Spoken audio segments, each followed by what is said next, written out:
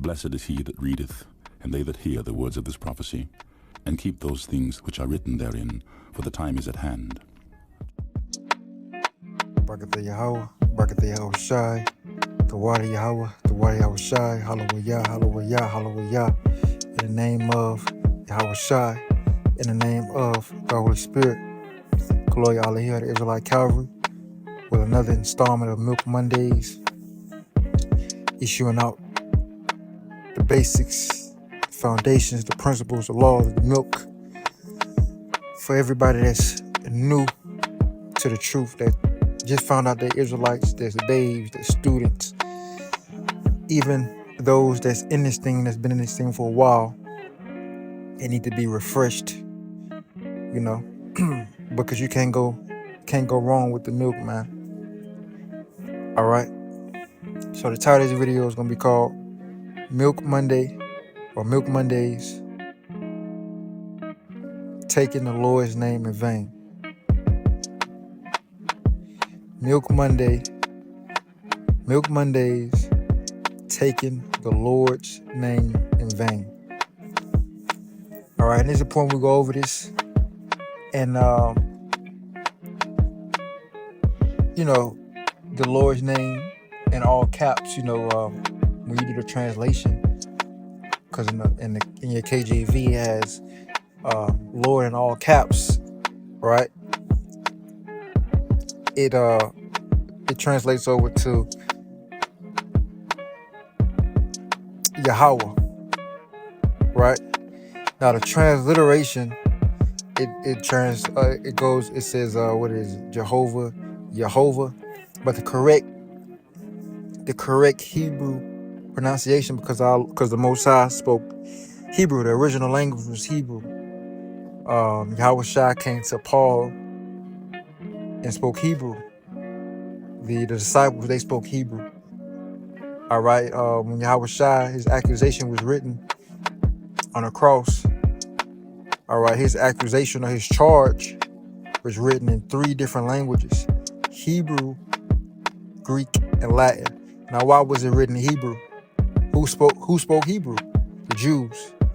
That was the language of the Jews.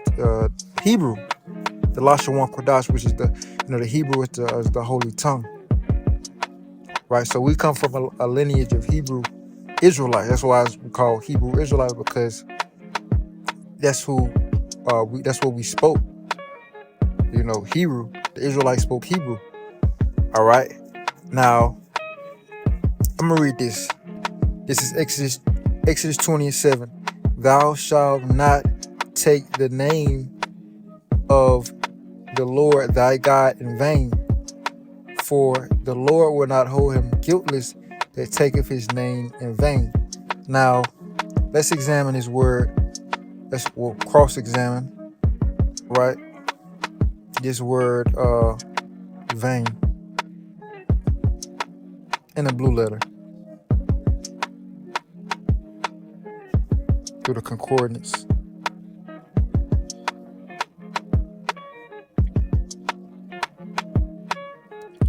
All right, it says emptiness, vanity, falsehood. Emptiness, nothingness, vanity, emptiness of speech, lying, worthlessness. All right, vain, vanity, false, lying, falsely, lies. Let's see here. It says in the sense of desolating, right? It says evil, literally ruin, or morally, especially guile. Like, for instance, you can be swearing falsely in the name of the Lord, which Yahweh Shah told us not to swear at all. But we used to swear, and sometimes, you know how they say, well, I put that on such and such. Like when they say I'm not lying. To prove they're not lying, they'll swear on something, right? It says figuratively idolatry, right? As false, subjective. It says uselessness as deceptive, objective, also adverbally. Or you could be saying the name of the Lord doesn't hold any weight, or you don't have to call on the name of the Lord, right? And there's many different ways you can take the name of the Lord in vain. All right, you got the examples where you distort the name of the Lord, right? You know the name of the Lord, but you say, his name is this. Well, you taking it in vain, because if you know the name of the Lord, that's like for instance, like your parent or your mom, your dad, they give you a name, right? And you go to school, and one of your teachers, right, they ask you your name, you tell them your name, but they say they're gonna call you something else. Now they know your name, but when they writing your name, when they calling your name, or when it has anything to do with assignments or homework or grades or whatever, they address you by a different name. Well, hell, what was the point of your parents giving you a name, right? If somebody's not gonna address you by your correct name, what was the point of having a name? You should be no name then. People should call you what they feel what you should be called. Well, no, that's not how it's, this is not how this thing operates, man. Right? You call people by their name, correct name. And if somebody calls you by the wrong name, you're gonna correct them. Because with a name comes a lot. Hell, you see that in the the judicial system, all right, or the legal system, however you want to call it. All right. If the legal system or whatever, if it's like a ticket or a citation, I'm gonna just go with the simple stuff, simple citation. If they have anything incorrect according to your name, like it can be your name spelled wrong, or it can be the wrong last name, right? Then they can't, all right, pursue you according to those offenses that they tried to put on you. Why? Because it's the wrong name. This is how critical a name is when you're looking at the legal system. All right, when you hell, it could be anything. Hell, somebody win a lottery, right? And you go to cash in your ticket, and your name is this, but they got the check written out to another name. Well, something's gonna come back void, man, because it ain't the right name, right? They might have everything right besides the name. So, taking it back to the Lord's name, you know the Lord's name, but you're gonna call him by a different name. You're taking his name in vain. What's the point of him having a name? What's the point of him giving you his name? You see, that's the way of taking the Lord's name in vain. Another way is swearing on the Lord's name, right? Swearing on the Lord's name. You're not supposed to swear on the Lord's name, all right? Or especially lie on the Lord's name, or curse the Lord's name, right? Because it's got this vain, vanity, false, lying, falsely lies.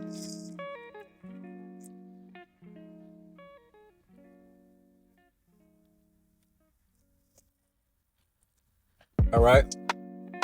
You have to reverence the name. This is why Yahweh Shah said, "Our Father who art in heaven, hallowed be thy name." Look at that word, hallowed. Hallowed means to sanctify, reverence, regard as holy. Let's get a couple of examples. I'm gonna close out because I don't want to make this too long.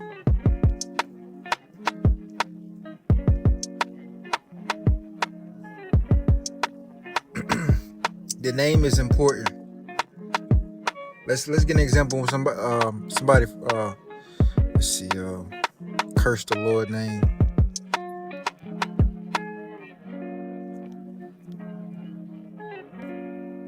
All right, this is Leviticus chapter 24, verse 10. And the son of an And the son of an Israelitish woman, whose father was an Egyptian, went out among the children of Israel. And this son of the Israelitish woman and a man of Israel strove together in the camp.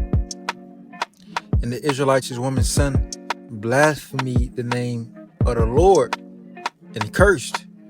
Now, it doesn't specify what he said, right? But blasphemy, that's one of the, when you go to the vanity, right, in the concordance, it says right here,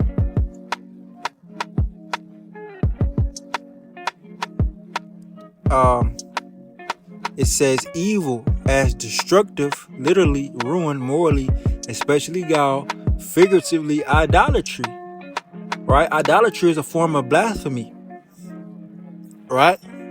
So it had to be something to do with idolatry, blasphemy, which is in the same field.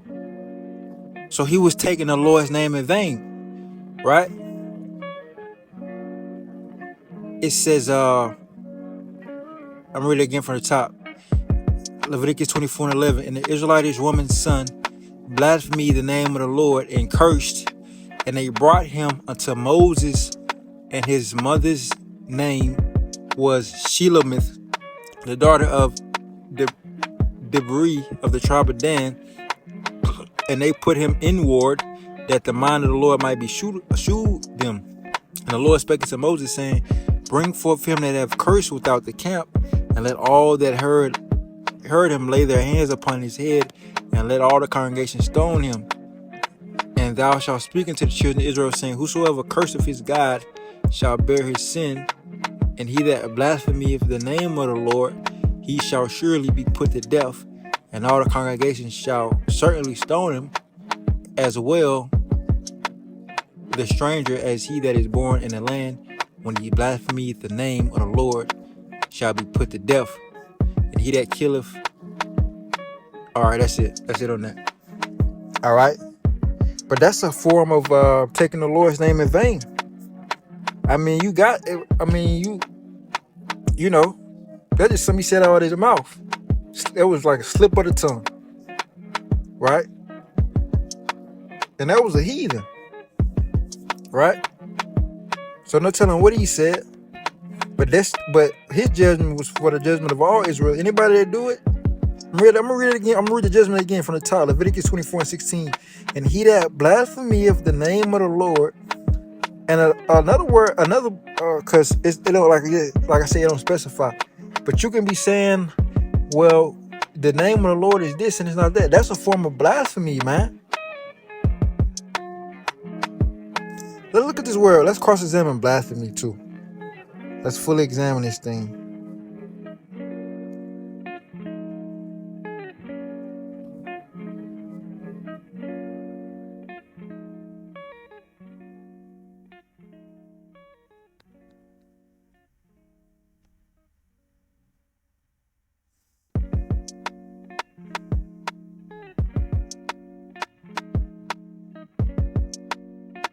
Right, it says to pierce, to perforate, bore, appoint, to pierce, bore, to prick off, designate, to be pricked off, be designated, be specified, to curse, blasphemy, curse, express, blasphemy, bore, name, pierce, appoint.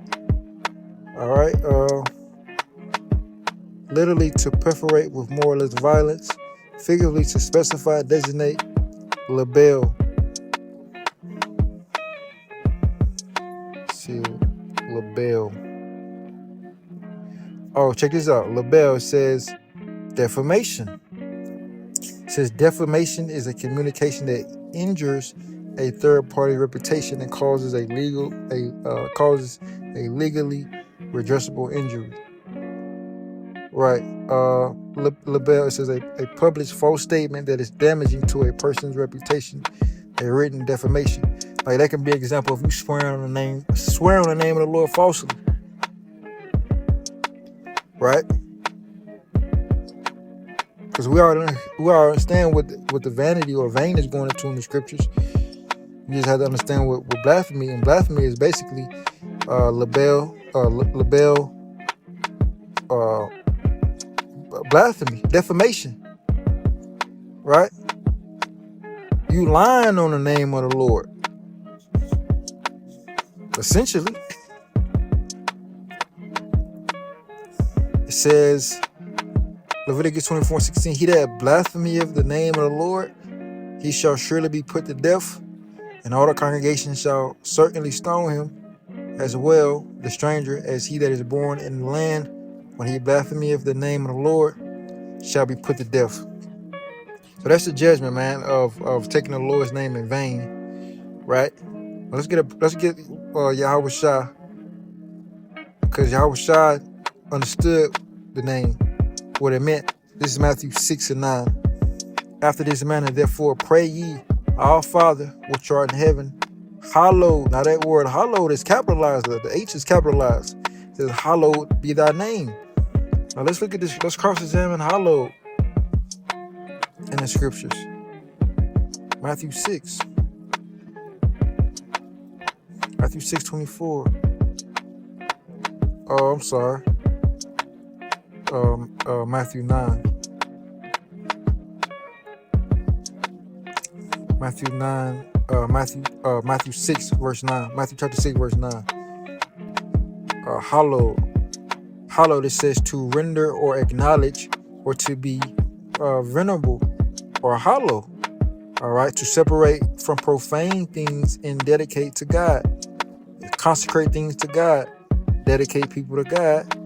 To purify. Cleanse externally, to purify by expiation, free from the guilt of sin. To purify internally by renewing of the soul. And what we want to focus on, it says to render or acknowledge, or to be venerable or hollow. And that's what Yahweh Shah was getting at. With this word hollow.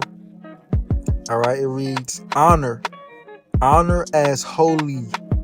Right? So you honor the name, basically. Right? You don't take the name of the Lord. You don't take the name of the Lord in vain.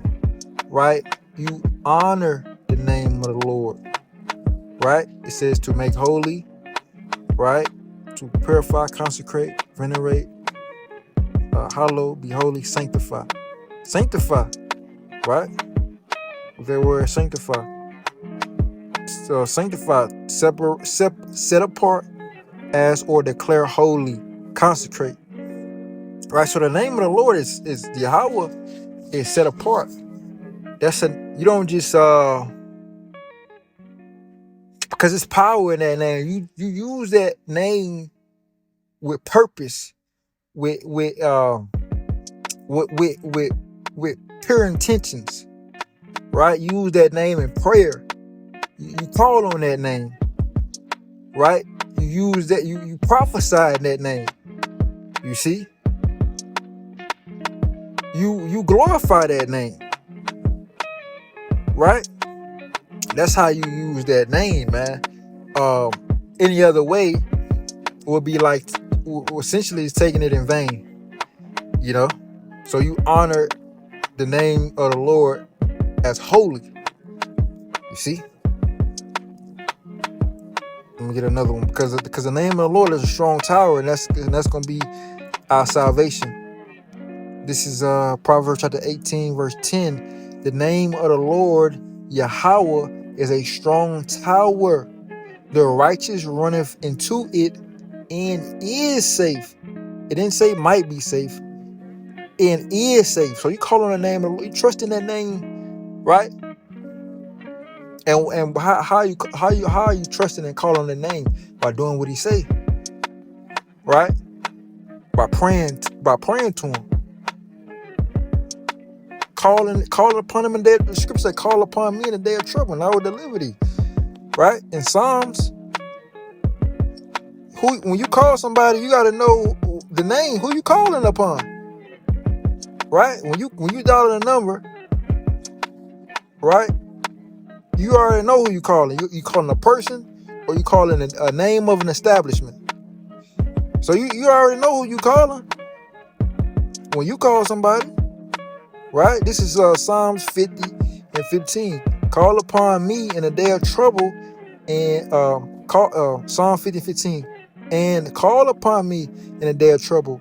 I will deliver thee, and thou shalt glorify me. You see that? Well, let me get this in Joel. So understand the name is important. This is Joel chapter 2 verse 32. And it shall come to pass that whosoever shall call on the name of the Lord Yahweh shall be delivered. For in Mount Zion and in Jerusalem shall be deliverance, as the Lord Yahweh have said, and in the remnant whom Yahweh shall call. Right now, Yahweh shall said, I have given the name to the men. Right? Showing the importance of the name. Let's see if I can find it. This is John chapter 17 verse 6. I have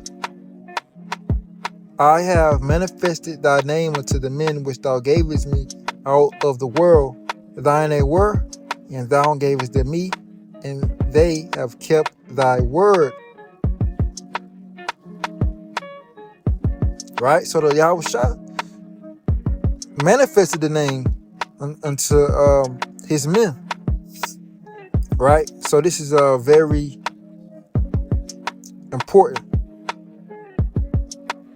And understand that you cannot take the name of the Lord in vain. Another way of taking the Lord name in vain in action is you in this truth, but you're not taking it serious. You're taking the Lord for a joke. Right? This is Exodus. So I'm gonna read this again, and then I'm gonna call it Exodus 20:7. Thou shalt not take the name of the Lord Yahweh thy God in vain, for Yahweh will not hold him guiltless that taketh his name in vain. Right? So don't be taking the Lord's name in vain. For everybody out there, man. All you Israelites out there. So with that, I'm gonna give all praise to Yahweh by Shem Shah by Shem Kodash. Shalom Selek, man. Shalom.